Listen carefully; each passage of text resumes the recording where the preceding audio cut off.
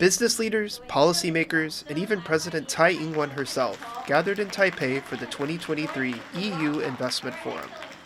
Now in its fourth year, the event is sold as a platform to promote Taiwan-EU economic cooperation.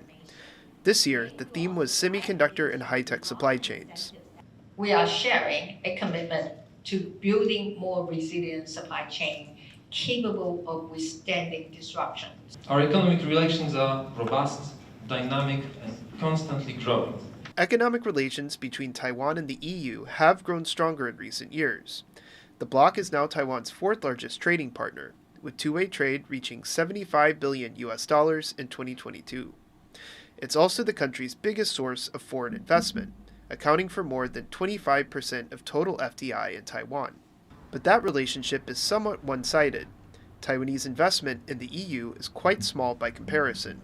Analyst Marcin Jezewski says the forum in Taipei and recent legislation like the European Chips Act, which encourages semiconductor manufacturing investment, are aimed at trying to correct this imbalance.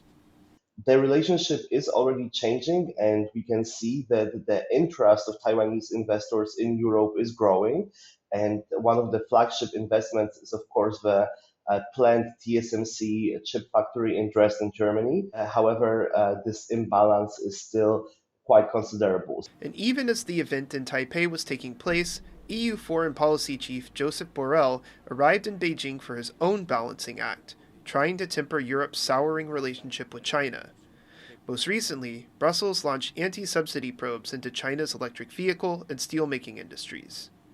And while the two may find ways to resolve some of their differences in the short term, the moves could signal a bigger trend. A part of the risking strategy that the European Union is pursuing vis-à-vis China is diversification, and that includes diversification of the European Union's economic relations and tightening relations with other partners in the Indo-Pacific region than China, and that of course includes Taiwan. The EU's interest in attracting more Taiwanese investment does have its limits, though.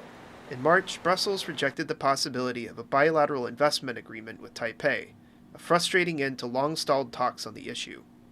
The EU says conditions for investors in Taiwan are stable, making a formal deal unnecessary.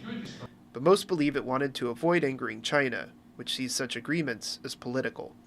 Despite the tricky geopolitics, what's clear is that Taiwan and the EU are looking for ways to further cooperation in key industries. Now, whether or not an investment agreement is possible in the near future, there's hope that the two sides can continue working toward a more mutually beneficial relationship.